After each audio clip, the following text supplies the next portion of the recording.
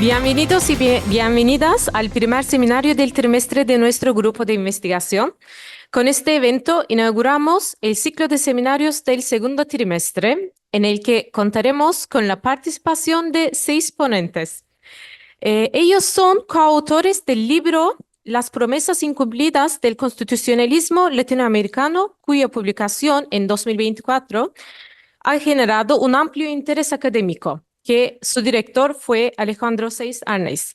Hoy nos acompañan Jorge Ernesto Roa, Juan Jacobo Calderón y Alejandro Gómez Velázquez, que son abogados de Colombia, Andrés Cervantes Valareso, abogado de Ecuador, Mario Matarrita Arroyo, abogado de Costa Rica, y Luna Mancini, doctorando de Universidad Pompeu Fabra. Muchísimas gracias.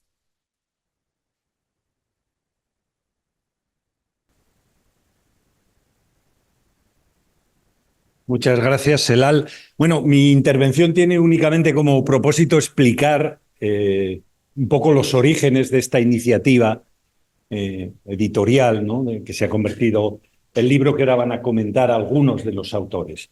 Y si digo la verdad, no recuerdo muy bien cuáles son los orígenes de la idea. Soy consciente de que, como otras muchas, por ejemplo la del seminario del próximo jueves, fue el resultado de una conversación en la que seguramente no estaban todos los que hoy se sientan en estas sillas enfrente de cada uno de nosotros, no estaban, pero algunos sí. Empezamos a hablar, la iniciativa empezó a tomar cuerpo, sin un perfil inicialmente bien definido, pero finalmente Andrés, Mario, Jorge y Alejandro se ocuparon cada uno de ellos de uno de los 4 grandes bloques temáticos que integran el índice de las promesas incumplidas del constitucionalismo latinoamericano. En definitiva, como ocurre muchas veces, una conversación de café ha acabado derivando en una iniciativa como esta que se ha concretado. No voy a decir que se ha convertido en un éxito editorial en las 2 orillas del Atlántico, ni mucho menos, pero bueno, creo que hemos vendido más de 100 ejemplares. El dato reciente lo tiene Mario, por lo que me dijo, y en fin, esa es la idea. En definitiva, una criatura más del grupo de investigación, con gente que, como sabéis todos, pues han pasado aquí un tiempo de su formación como doctorandos, ya doctores, algunos de ellos, y que no sea la última. Espero que la del próximo jueves, que va a servir un poco para continuar nuestra discusión, tenga seguimiento con alguna otra iniciativa a lo largo de este año. Bienvenidos a los que habéis venido de lejos, gracias por estar aquí y, como os decía, que no sea ni mucho menos la última vez que nos vemos este año.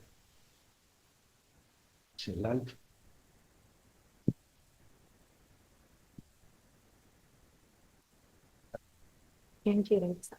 Vale, empezamos por aquí. Más o menos 7 minutos. Listo. Perfecto. Bueno, muy buenas tardes para todos. Estar aquí de primero es una casualidad.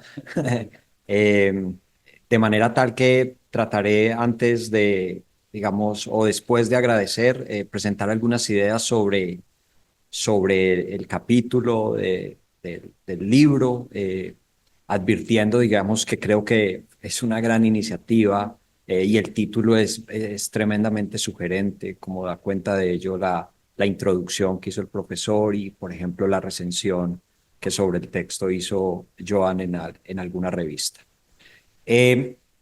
Simplemente el propósito que desarrollé en el texto era tratar de analizar la experiencia colombiana en materia de sentencias estructurales. Se ha vuelto un lugar común hablar de sentencias estructurales en el constitucionalismo latinoamericano. Pasa uno por Colombia, llega a Ecuador, a Perú, en fin, y creo que se han dicho muchas cosas y todavía existen muchas por decir. Y el primer punto es que detrás de las sentencias estructurales hay un debate tan viejo como nuevo, que es alrededor del activismo judicial. Digamos, lo que se ha escrito sobre eso es inabarcable, es imposible de consumir todo, pero siempre está detrás de, es posible una sentencia estructural, es compatible con la separación de poderes, es compatible con el principio democrático, hace parte de las funciones de los jueces adoptar sentencias estructurales por ejemplo, en la Corte Constitucional colombiana uno puede identificar, no en los pronunciamientos de las mayorías, sino en las voces discrepantes de la Corte, como dos visiones de activismo. Una visión escéptica que señala que se trata de una actitud absolutamente inaceptable desde el punto de vista del principio democrático, de la separación de poderes, y una actitud un poco más optimista acerca de lo que pueden hacer los tribunales en democracias como las nuestras, que señalan que fundamentalmente las sentencias estructurales corresponden a la determinación de hacer cumplir competencias respecto a las cuales las autoridades legislativas y administrativas no han satisfecho las expectativas. Entonces, este es el punto de partida de la idea que yo trataba de plantear, y es las sentencias estructurales corresponden a una especie de práctica interpretativa compensatoria, es decir, aquello que los derechos exigen y que se relacionan con competencias que a las autoridades administrativas y legislativas se adscriben, digamos, tienen una respuesta en las competencias judiciales de tribunales como la Corte Constitucional para hacerlas exigibles. De este modo, lo que intentan hacer las sentencias estructurales es compensar el incumplimiento sistemático o reiterado de obligaciones del legislador o de la administración.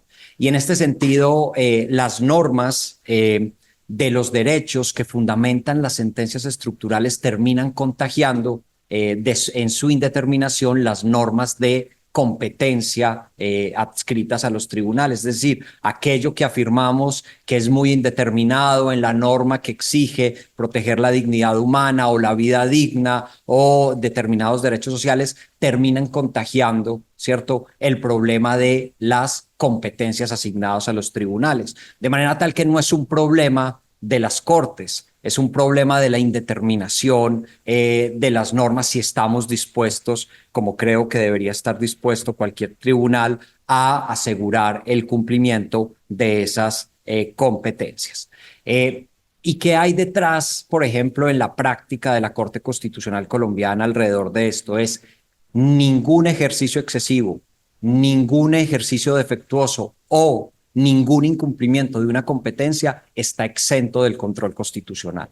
Esto se traduce en incluso las omisiones legislativas, que por ejemplo en España se discute mucho sobre ello, pueden ser intensamente controladas, de manera tal que la idea que subyace a la actitud activa de un tribunal como la Corte Constitucional es ninguna competencia está exenta de ser controlada. Y finalmente, entonces, las sentencias estructurales se inscriben allí. Y las sentencias estructurales detrás de ellas está la idea de procede la intervención intensa de los jueces constitucionales, de la Corte Constitucional, cuando hay una violación sistemática y grave de derechos fundamentales que obedece a razones predicables de diferentes entidades o incluso de particulares. Si se cumplen esos dos presupuestos, se activa una competencia especial que parece ser exclusiva de la Corte Constitucional, no de otros jueces de la jurisdicción para controlar. ¿Y en qué se traducen las sentencias estructurales en concreto? En la activación de tres tipos de competencias de la Corte: competencias de diagnóstico de las fallas estructurales, competencias para emitir órdenes y competencia para hacer seguimiento. Entonces, Se debate hasta qué punto puede la Corte Constitucional ocuparse del diagnóstico de una deficiencia estructural. Le corresponde adelantar una intensa actividad probatoria para definir cuáles son las causas del desplazamiento forzado en Colombia, cuáles son las causas de la crisis de la salud, cuáles son las causas de la muerte de líderes sociales. Y entonces hay todo un debate sobre cuál es el alcance de las competencias de diagnóstico de un tribunal no elegido democráticamente y con limitaciones técnicas para la averiguación de dichas causas y de sus efectos. La otra competencia que se activa en el caso de las sentencias estructurales es la competencia para emitir órdenes. En el caso de que se constaten las dos condiciones de una sentencia estructural. Entonces, por ejemplo, se deben dar órdenes para que se apropien recursos del presupuesto para satisfacer ciertos derechos. Se deben dar órdenes para elaborar planes completos de atención y en consecuencia de formulación de una política pública, o se deben dar solamente órdenes específicas para resolver las situaciones particulares que hayan sido constatadas en el problema, en el caso correspondiente. Y la última competencia que se activa acá en las sentencias estructurales es la competencia de seguimiento al cumplimiento de las sentencias. Entonces, hay seguimientos que han durado ya mucho tiempo. El ejemplo paradigmático que se discute en el derecho comparado es el de la sentencia que declaró el estado de cosas inconstitucional en materia de desplazamiento forzado. Es una sentencia del año 2004, lleva ya 20 años, ya va para 21 años haciendo seguimiento y no se ha logrado, digamos, declarar la superación del estado de cosas inconstitucional. Así también en materia de cárceles, en materia de salud, se trata de seguimientos muy amplios. Y hay otros casos que no han supuesto un seguimiento definitivo. Estas son como las ideas centrales que se querían plantear en ese texto. Se me está acabando el tiempo. Solamente termino con lo siguiente, y es en el escrito, en la recensión del texto que hizo Joan, él decía algo como lo siguiente, y es Latinoamérica es un laboratorio, ¿cierto? La expresión laboratorio está utilizada en el texto de Jorge Roa y está referida también en la introducción del profesor Sáiz, citando entre comillas la parte de Jorge. Y luego de que Joan dice esto, y esto simplemente lo quiero dejar aquí para la discusión, luego dice, es un laboratorio porque sus prácticas se caracterizan por un ensayo y error, ¿cierto?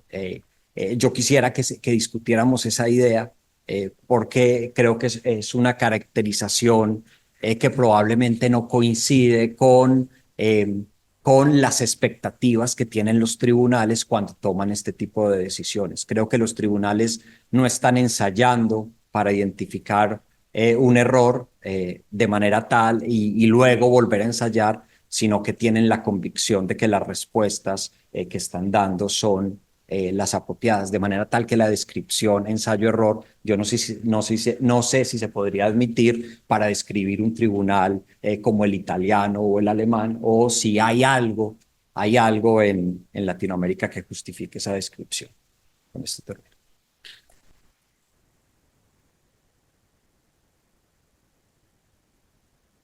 Bien, muchísimas gracias.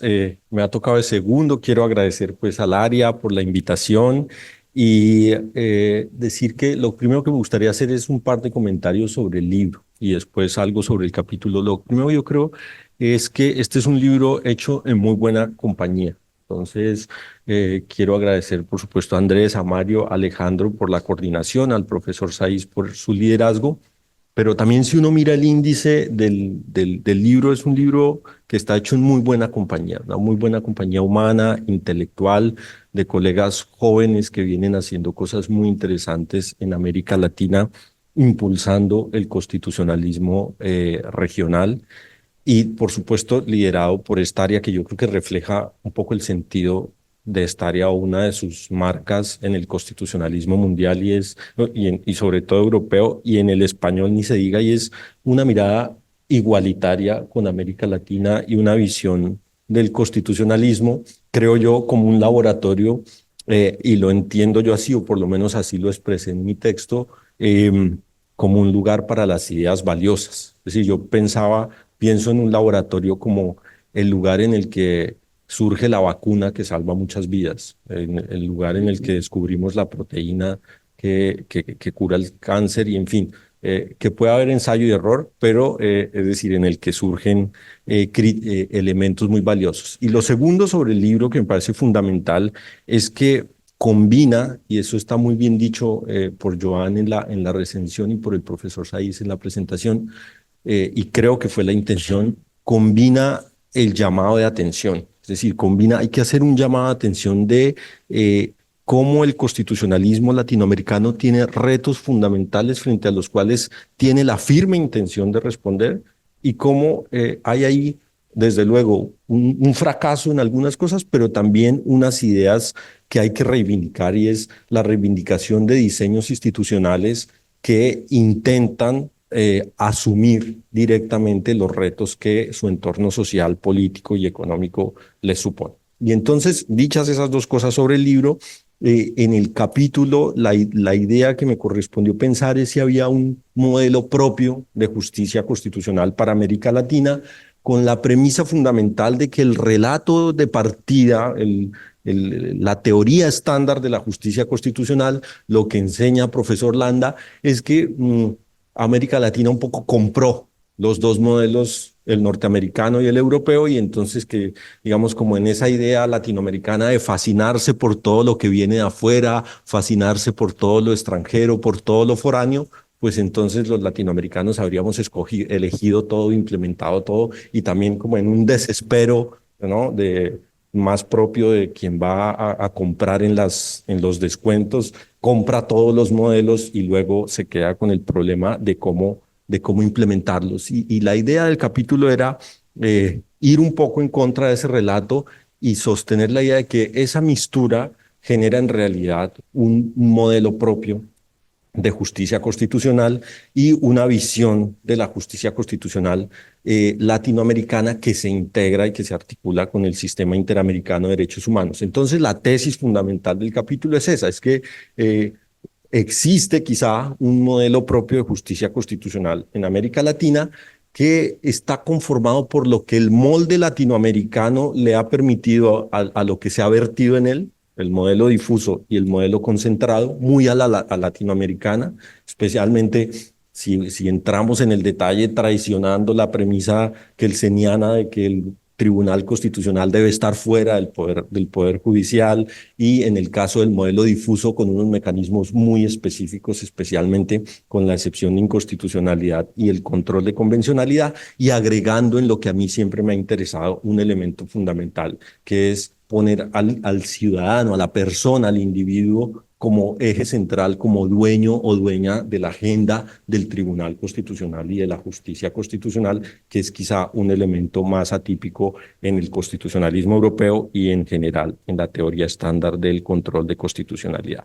Y el capítulo un poco advierte pues cuáles son las ventajas de esa mistura, qué preguntas que a veces generan dolores de cabeza o en Estados Unidos, en Europa, están resueltas por esa mistura. La clásica pregunta por la eficacia de la protección de la Constitución. Entonces parece que aquí hay un sistema que tiene una alta eficacia porque tiene un mecanismo de detección pronta a través del difuso, pero también un mecanismo de solución definitiva a través del modelo concentrado. El problema de la desigualdad propio del sistema difuso puro, ¿no?, y la ineficacia a veces del precedente para resolver todos los problemas de desigualdad cuando se trata de un modelo de simple inaplicación y por supuesto el problema de la legitimidad democrática que siempre en los modelos de origen tiene pendiente la deuda con el ciudadano que nunca llega a la justicia constitucional, el ciudadano que no puede llegar a la Corte Suprema, el ciudadano que queda alejado a veces del control difuso y entonces aquí un mecanismo que deja en las manos de las personas el control de constitucionalidad. Y por supuesto, una sección de retos que se centran, por supuesto, en asegurar la coherencia de los dos sistemas, cómo asegurar que el control difuso hable bien con el control concentrado y digan cosas parecidas, semejantes o compatibles. El segundo reto, que se mantengan ambos activos, es decir, que los jueces del control difuso no rehúsen el ejercicio de su función sabiendo que existe un tribunal constitucional, o que el tribunal constitucional sea excesivamente deferente esperando que los jueces del control difuso hagan la tarea.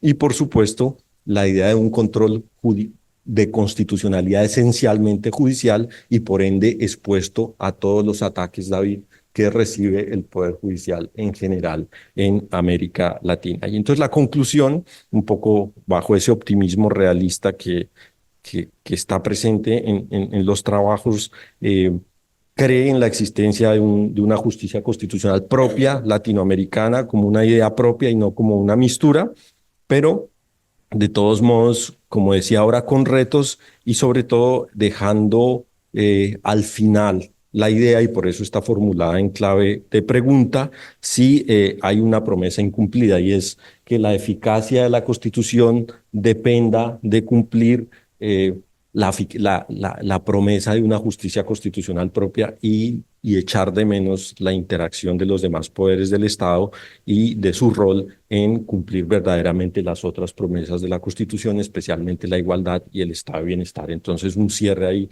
con una crítica a decir, bueno, no se pueden cumplir las promesas de la Constitución, ninguna de ellas, si el único que impulsa es el Poder Judicial, por maravilloso que sea y por más que tengamos una gran justicia constitucional latinoamericana.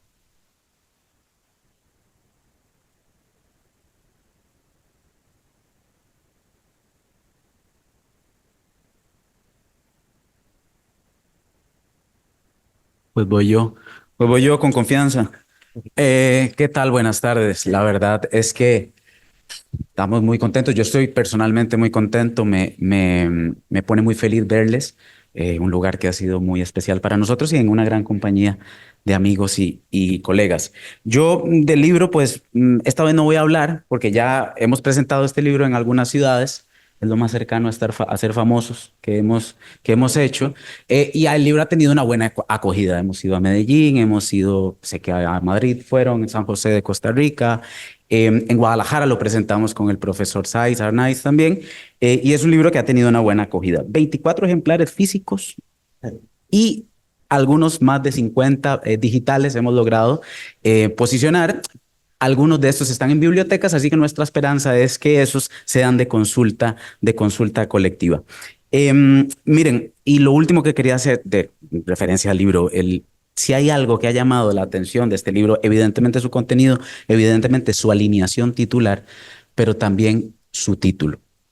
A todo lado que hemos presentado este libro, alguien tiene que ver con el título. Yo no soy psicólogo de colectividades, pero pienso que en Latinoamérica algún trauma de abandono tenemos, que este título nos hace un clic. Y ahí están esas promesas que hemos querido referirnos en estas páginas. Mi texto trata efectivamente acerca del constitucionalismo digital. De esto les podré decir dos cosas. Así que les invito a que lean el texto, les invito a que me inviten para que podamos hablar de este tema también, porque es ahora mismo mi línea de investigación actual. Está tomando mucha fuerza el constitucionalismo digital, mucha fuerza los fenómenos constitucionales, conceptos constitucionales a partir del desarrollo tecnológico y específicamente de la inteligencia artificial. Piensen en Alexa, piensen en Netflix, desbloqueamos el teléfono ahora con nuestro reconocimiento biométrico. Es decir, esto está en nuestra realidad y es un espacio cada vez más amplio en el que la tecnología nos permite, además de ejercer nuestros derechos, tener esa plenitud que hace a la dignidad de la persona. Ante esa realidad de un espacio e instrumentos tecnológicos cada vez más presentes, ¿qué tenemos? Nuestros conceptos tradicionales, conceptos analógicos. Son conceptos, por ejemplo, refiriéndome a término jurídico, la regulación de la libertad de expresión, por ejemplo. Claro, tenemos una regulación de libertad de expresión específicamente dirigida a la libertad de expresión en prensa, por ejemplo. Claro, ahora las redes sociales, donde compartimos nuestras opiniones sobre todo lo que sabemos y no sabemos, pues también se convierten en un espacio de ejercicio de esta libertad de expresión. La regulación del comercio. Ese es otro espacio donde estas normas que son un poco más analógicas se topan con una nueva realidad digital. Así que la premisa que sostengo desde el 2023, que presentamos el 5 de diciembre en Guadalajara, al día de hoy es que la regulación de estos ecosistemas digitales es muy escasa. Tenemos una regulación escasísima y urge que abordemos este tema con necesidad.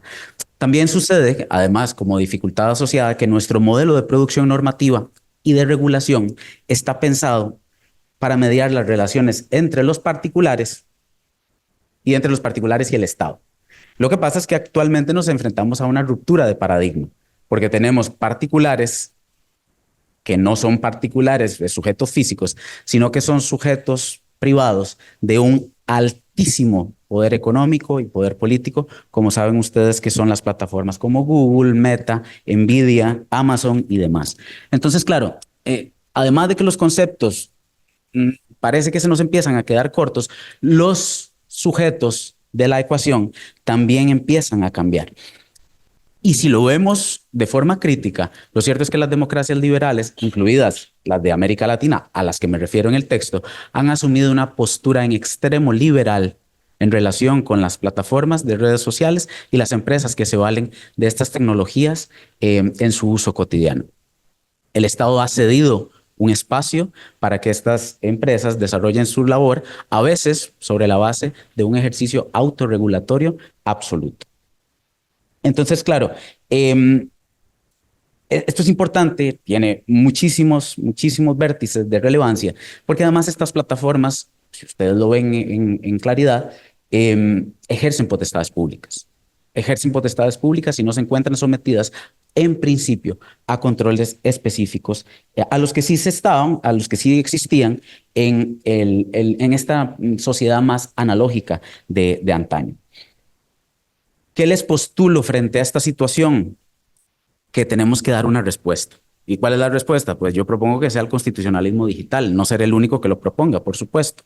Se preguntarán ustedes, ¿y qué es el constitucionalismo digital? Es básicamente la proyección de los valores y las premisas del constitucionalismo moderno dirigidos ahora a los ecosistemas digitales y lo que se ha llamado las sociedades algorítmicas. Es decir, lo que tenemos exactamente el día de hoy. Es traer a valor presente, por así decirlo, estos valores del constitucionalismo que todos conocemos en amplitud. ¿Qué implica necesariamente? Implica varias cosas. Yo les doy dos en concreto. Primero, la protección efectiva de los derechos fundamentales, más allá que la consagración, es decir, no solo la consagración, sino la protección efectiva de los derechos fundamentales que se ejercen en los medios digitales. Ojo, los medios digitales son un espacio para el ejercicio de los derechos fundamentales, pues también son un espacio donde se vulneran derechos fundamentales. A esto se le ha llamado la paradoja tecnológica. Tenemos constitucionalismo digital, ha de dar una respuesta a esto. Y el otro gran tema que saben ustedes que es un gran componente de las teorías constitucionalistas, el equilibrio de poder. Tenemos nuevos sujetos con un gran margen de maniobra, frente a los cuales no tenemos una regulación y frente a las cuales algunos de los estados, específicamente en América Latina, no saben ni siquiera cómo entrarle. Porque claro, Meta probablemente no le toma el teléfono a Costa Rica. No será una llamada que sea muy relevante para definir moderación de contenido, entre otros aspectos. Esto no es nuevo, es decir, la readecuación de los términos constitucionales a una nueva realidad no es nuevo. Por ejemplo, Rafa Bustos en su texto del año anterior nos dice que es bastante parecido a lo que sucedió en Europa con la construcción del derecho comunitario. ¿Cómo hacer que el derecho comunitario respondiera a esas premisas del constitucionalismo moderno? Es ahí una relación o una referencia que también se puede utilizar. Y yo creo que esto evidentemente hace a fenómenos de altísima complejidad, como es las nuevas tecnologías, el ejercicio de derechos, los balances en el poder político, que también deben tratarse como fenómenos transfronterizos, así como la justicia climática, a propósito de lo que conversaremos este jueves.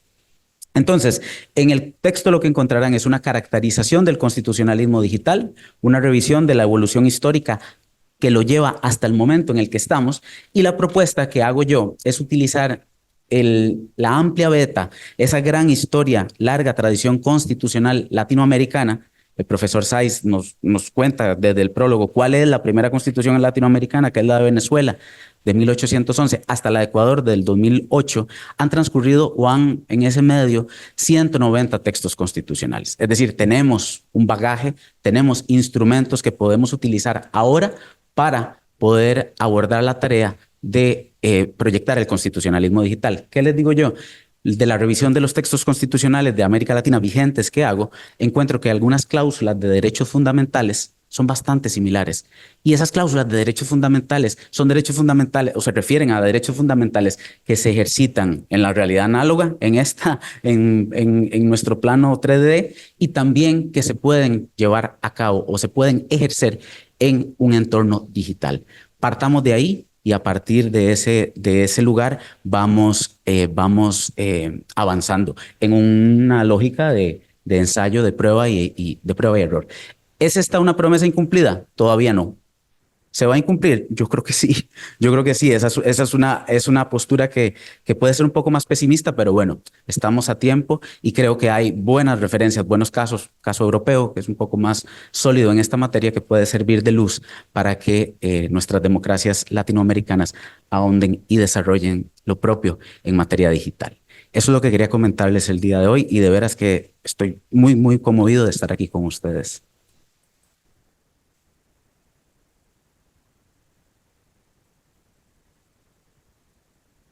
Bien, gracias Mario. Tomo yo la posta. Inicialmente igualmente agradecer, realmente un placer estar aquí con todos y con todas ustedes.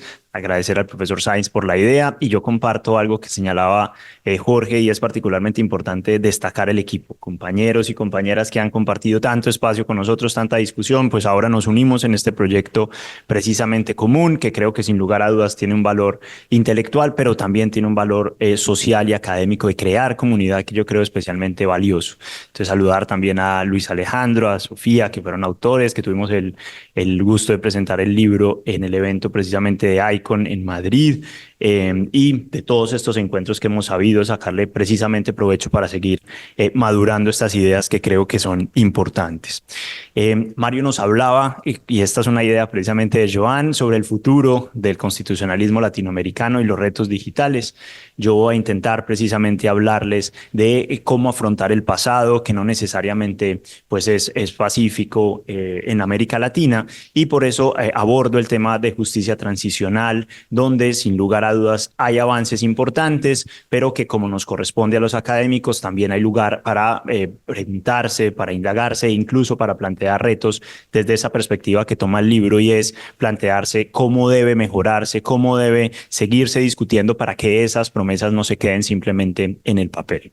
Entonces, con esas premisas tomo el tema de justicia transicional, donde sin lugar a dudas juega un rol absolutamente central la jurisprudencia de la Corte Interamericana de Derechos Humanos, ha sido un baluarte global de lo que hoy se entiende por justicia transicional, por una premisa no necesariamente deseable, y es que realmente tenemos un continente donde se ha vulnerado los derechos humanos y donde se sigue haciendo, y por eso ha sido necesario pensar en medidas que sirvan para transitar entre esas violaciones masivas de derechos fundamentales, de derechos humanos, hacia situaciones más pacíficas. Ahí entonces encontramos esa jurisprudencia que sin lugar a dudas ha sido relevante, pero reitero también como la perspectiva crítica. También corresponde ahora preguntarse qué se debe volver a preguntar, sobre todo para una perspectiva práctica y pragmática de las posiciones que inicialmente fueron fundamentales de la Corte Interamericana. Ahí entonces lo que trato de hacer es discutir con tres ideas centrales de la Corte. Primero, ¿cuál es el fundamento de ese deber de investigar, juzgar y sancionar graves violaciones de derechos humanos? Segundo, ¿cuáles son ese catálogo de conductas que activan ese deber tan particular? Y tercero, plantearnos cuáles son las perspectivas en clave de amnistía y de selección y priorización de casos. Entonces, muy rápidamente los planteamientos simplemente para dejarlos allí en el aire. El primero es ese deber de investigar, juzgar y sancionar que la Corte ha identificado con tal claridad y de forma bastante férrea, pues también merece una auscultación más detallada de cuál es el fundamento, y cuando vamos precisamente a la convención nos encontramos que esto no es tan claro, incluso aplicando criterios teleológicos y de origen mismo de ese deber, pues no queda tan preciso, un deber tan exacto y tan fuerte como el que ha derivado la Corte, y allí entonces la Corte ha recurrido al menos a 3 recursos adicionales, como basarse en otros sistemas regionales de protección de derechos humanos, basarse, por ejemplo, en instrumentos de DIH, y finalmente ha sostenido la Corte que hoy en día hay un corpus iuri mundial que señala unos deberes inmediatos de todo Estado de investigar, juzgar y sancionar esas graves violaciones. Yo particularmente lo que quiero centrar ahí el punto de discusión es si esa posición no es excesivamente retribucionista y utilitarista, porque al determinar qué tan fuerte es ese deber, también se generan unas obligaciones inmediatas para los estados que quiero al menos poner en duda en situaciones transicionales actuales. Por lo tanto, creo que esa fundamentación todavía merita un juicio mucho más juicioso, sobre todo, reitero, con los efectos prácticos que se derivan del mismo. Voy al segundo punto, las causales que activan ese deber por parte del Estado. La Corte ha sostenido 3 estándares en su jurisprudencia. Primero habló de violaciones a derechos humanos, luego lo ha calificado a graves violaciones de derechos humanos, e incluso cualquiera de esas 2 categorías sigue siendo bastante ambigua. Diría uno, cualquier vulneración a los derechos que hay en la Convención, que fue un estándar que alguna vez se utilizó con Argentina. Yo creo particularmente que la Corte debe decantar ese catálogo y debe hacerlo de la luz del derecho penal internacional. No para cambiar la naturaleza del tribunal, pero sí para ser más riguroso con las categorías, para traer la dogmática penal y para poder circunscribir mejor ese catálogo de conductas que activan ese deber tan particular. Voy al tercer punto y es el que tiene que ver con amnistías e indultos. Aquí la posición de la Corte, ustedes bien la conocen, ha sido absolutamente pacífica en sostener que son incompatibles las amnistías y hay cualquier otra medida que evite ese deber de investigación, juzgamiento y sanción de graves violaciones de derechos humanos. Yo sostengo que la posición de la Corte ha sido invariable, incluso lo ha reiterado en las distintas tipologías de amnistías que ha evaluado, desde amnistías generales, desde autoamnistías y pasando incluso por amnistías negociadas o fruto de negociaciones. Incluso mi interpretación del Mozote es que la Corte mantuvo su posición y así lo ha reiterado en los fallos posteriores con Brasil y con Uruguay. Ahí la crítica que hago es esta crítica antidemocrática sobre el tema y es los estados tienen algo que decir, los ciudadanos tienen algo que aportar sobre ese deber. Hay un espacio de deliberación, por ejemplo, para procesos negociados y yo creo que eso nos deja también perspectivas interesantes de discusión. Y centro el último punto y con este termino y es hacia dónde va la Corte con esta perspectiva. Y una preocupación particular que yo tengo y que incluso le he escuchado a personal que trabaja en la Corte es la Corte al ser tan estricta con este deber, esas sentencias están quedando casi en una eficacia simbólica. Sentencias que simplemente pues ameritan pues reconocimiento por la contundencia de sus argumentos, pero en la práctica no estamos viendo esos avances. Y ahí es donde quiero situar la discusión. ¿Será que estamos y debemos transitar hacia una situación de inflexión donde la Corte module en parte su posición, por ejemplo, admitiendo criterios de selección y priorización? Y ahí todavía la pregunta está abierta. Solamente en 2 oportunidades la Corte se ha acercado frente al caso colombiano de que debe mirar si son compatibles esas 2 técnicas de investigación con ese deber tan absoluto que ha identificado. El caso de Vereda La Esperanza contra Colombia dijo, conozco esos criterios, pero no se pronunció de fondo, y en el caso más reciente de militantes integrantes de la Unión Patriótica contra Colombia simplemente lo dejó abierto. Señalo simplemente ese párrafo porque realmente teníamos mucha expectativa de qué iba a decir la Corte en esa decisión y la Corte en 2 párrafos se sale de la misma, diciendo que todavía no encuentra elementos para juzgar esas 2 políticas y segundo, dice, y esto me parece interesante, que encuentra que esas 2 prácticas están en concordancia con lo establecido en otras entidades internacionales. Y cita simplemente entidades, no normas, sino entidades. Y dice que esas entidades las utilizan. Termino con esta reflexión. Creo que precisamente ha sido muy importante el desarrollo de la Corte, pero por el pragmatismo y los efectos reales de esas sentencias, amerita pensar si es necesario modularla y modularla hacia un espacio que dé más cabida a espacios de negociación. Situaciones masivas de derechos humanos siguen sucediendo en muchos de nuestros países y creo que esa herramienta sigue siendo fundamental para disminuir y solucionar ciertos conflictos. Entonces la idea es atrevernos, porque valoramos la jurisprudencia de la Corte, atrevemos a criticarnos y a plantear líneas futuras de reflexión al respecto. Muchísimas gracias.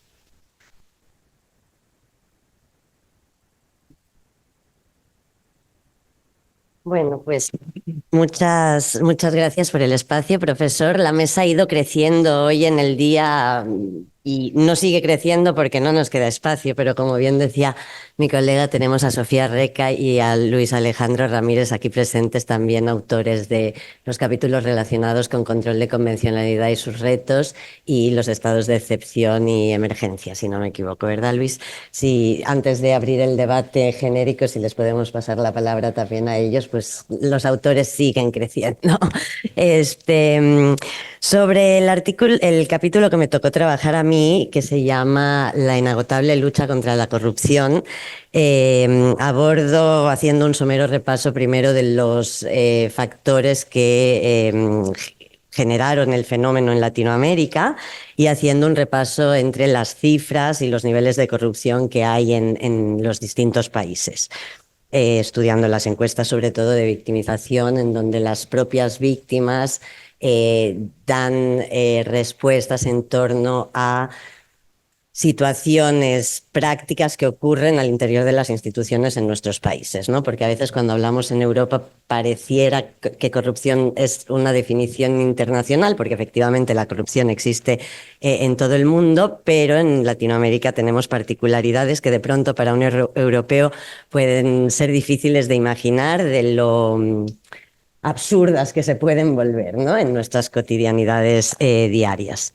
Hecho esto, paso a revisar la formulación constitucional o no y cuáles son los medios que ofrecen las constituciones de Latinoamérica para solventar este fenómeno y las distintas problemáticas que se derivan del mismo. Todo esto en una primera parte, para en una segunda parte a partir del Sistema Nacional Anticorrupción mexicano como caso de estudio y observar cómo en los entramados normativos para soluciones complejas, no todo sistema normativizado y regulado ayuda al final a solventar las problemáticas derivadas de este fenómeno. Para no hacer demasiados spoilers y sobre todo para que les den ganas de leer nuestros artículos, solo diré que a mi modo de ver, además de, por supuesto, la promesa incumplida relacionada con la igualdad ante la ley y el acceso el acceso a la ley de todas las personas por igual, a mi modo de ver, las promesas incumplidas relacionadas con el tema de la corrupción se relacionan directamente con las cuestiones de transparencia y rendición de cuentas que requiere cualquier Estado de Derecho si quiere fomentar una cultura de la legalidad y sobre todo reforzar y fortalecer las instituciones de los distintos países, por supuesto con las particularidades en cada uno de ellos. Creo que lo dejaré aquí para poder escuchar más voces y más autores. Gracias.